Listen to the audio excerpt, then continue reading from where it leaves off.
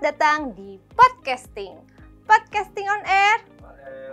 Nah, di video kali ini selain hostnya berbeda, setupnya juga kita agak sedikit berbeda nih. Karena hari ini kita lagi syuting di studio Teach Me.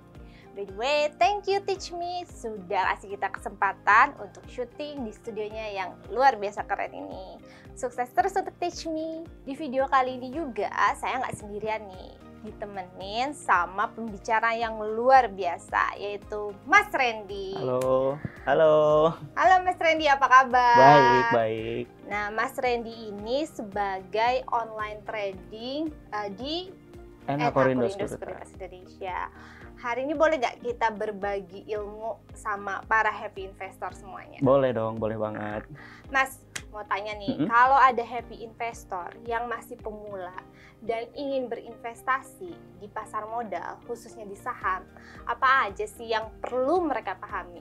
Oke, nah untuk sebagai pemula kan seperti kata pepatah nih ya, tak kenal maka tak sayang. Maka kalau kita berinvestasi di suatu produk, maka kita harus tahu dulu nih produknya itu seperti apa, terus terkait regulasinya juga seperti apa, mekanisme perdagangannya seperti apa, dan juga kita harus memastikan bahwa kita sebagai pemodal ini dilindungi oleh regulator sebagai keamanan untuk diri kita sendiri kan, untuk mengamankan uang kita sendiri gitu. Berarti perlu dipahami dulu ya konsepnya.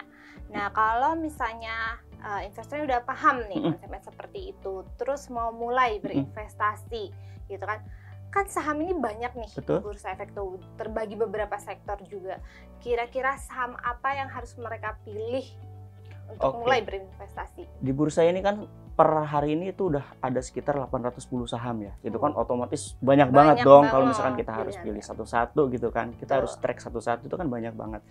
Nah, mungkin saya punya beberapa rekomendasi nih. Ini bukan ajakan beli atau jual ya, cuma ini sebagai saran.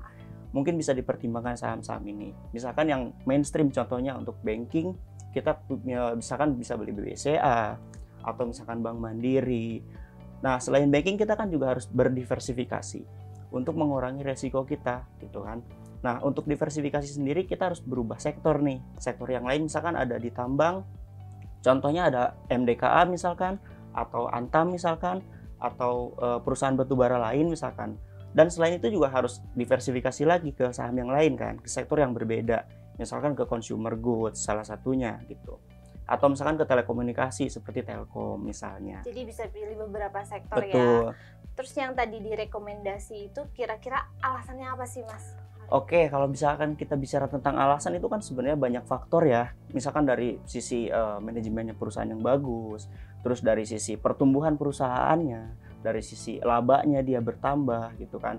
Contoh misalkan untuk saham banking bisa kita ambil dua perusahaan misalkan BBCA sama BBRI.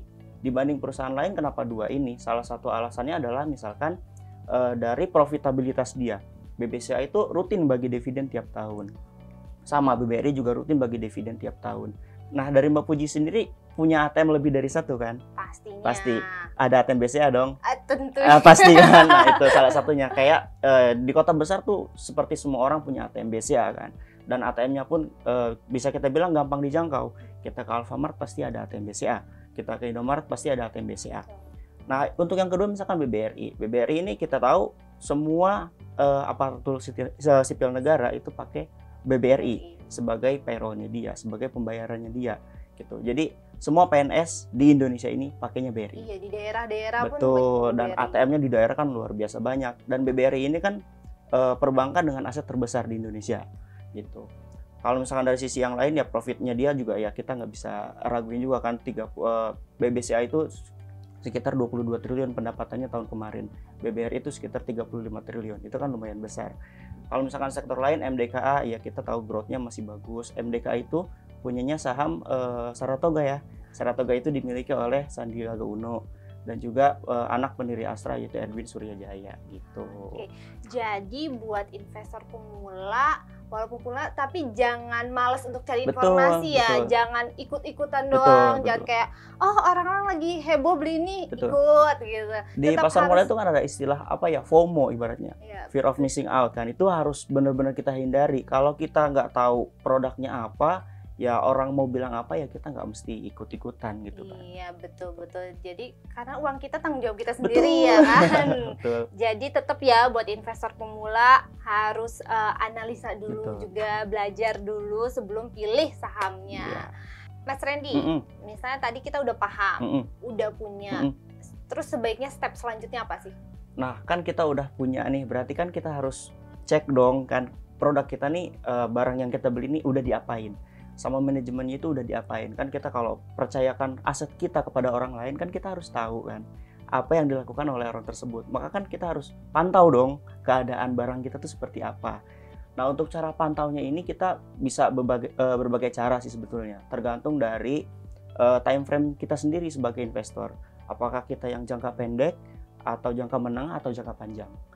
Oke, gitu. jadi harus dipahami juga tujuannya untuk jangka pendek, menengah, apa panjang ya cara memantaunya. Oke, nah walaupun kita sudah paham dengan 3P, paham, punya, dan pantau, tapi masih ada aja nih investasi bodong, ya kan? Iya, betul. Nah, Mas Randy, kira-kira nih buat happy investor, khususnya yang pemula, bagaimana sih cara mengindikasi bahwa investasi itu bodong? Oke, investasi bodong itu biasanya ya, ini yang umum, itu pertama pasti dia secara regulasi, secara izin itu pasti nggak jelas. Dia nggak punya izin dari regulator, contohnya misalkan OJK, atau kalau kita bicara future itu Bapepti, atau misalkan ya seperti IDX atau apa, itu dia pasti nggak punya. Terus yang kedua, biasanya untuk yang investasi bodong itu dia iming-iming dengan return yang besar. Misalkan dalam waktu sekian bulan returnnya sekian persen. Kita masih ingat dong dengan iklan banyak orang yang tidak tahu bahwa dengan duduk di sini kita bisa menghasilkan aset sekian. Nah itu kan adalah salah satu platform yang menggunakan iklan itu kan. Itu biasanya yang investasi bodong seperti itu. Terus biasanya dia juga menjual produk itu yang sulit dimengerti oleh orang. Makanya kan yang tadi, yang poin pertama kan paham. Orang dia menjual tuh barang-barang yang nggak dipahami oleh orang lain gitu. Makanya itu bisa dengan mudah dia menipu orang lain. Oke, jadi hati-hati ya sama iming-iming ya. Kalau returnnya tinggi, pasti resikonya tinggi. Atau kayaknya cepet, hilangnya juga cepet biasanya. Betul. Kayak gitu. Easy come, easy go kan. Iya, jadi tetap harus dipantau juga ya kalau kita udah investasi ya. Terus gimana caranya nih Mas, kita menghindari investasi bodong itu? Tipsnya ada nggak? Oke, untuk tipsnya berarti kan pertama kita harus cek nih. Platform yang kita gunakan itu udah dapat lisensi belum dari regulator, contohnya dari OJK atau dari Bapepti. Terus yang kedua ya kita harus realistis juga, kita nggak boleh tergiur dengan iming-iming profit yang sekian, yang ratusan persen yang besar dalam waktu yang pendek, karena sesungguhnya investasi itu jangka panjang, dia nggak mungkin menghasilkan profit besar dalam jangka waktu yang pendek gitu. Terus kita juga harus pahami, balik lagi, kita harus pahami produk kita itu seperti apa. Itu yang paling basic ya, iya, itu harus paham ya. Karena kan kalau kita nggak tahu barang yang kita beli, ya kan kita nggak tahu harus berbuat apa. Intinya itu. Kalau udah hilang cuma bisa apa? Cuma bisa halus dada. Gitu. Oke, thank you nih Mas Randy atas waktunya, terus bisa sharing bareng juga. Pokoknya buat happy investor jangan lupa melakukan 3P. Paham, kalian harus memahami produk yang kalian investasikan. Kedua, kalau udah paham jangan lupa harus punya, ya kan? Nah, kalau udah punya jangan lupa investasinya untuk dipantau. Dipantau di mana, Mas? Aplikasi Naik. Nah, jangan lupa Naik. Nah, sebelum kita mengakhiri video ini, kita selfie bareng ya, Mas ya? Oh, boleh. Akai. 1, 2, 3. Nah, terima kasih banyak Mas Randy. Sama-sama. Sampai ketemu di video berikutnya.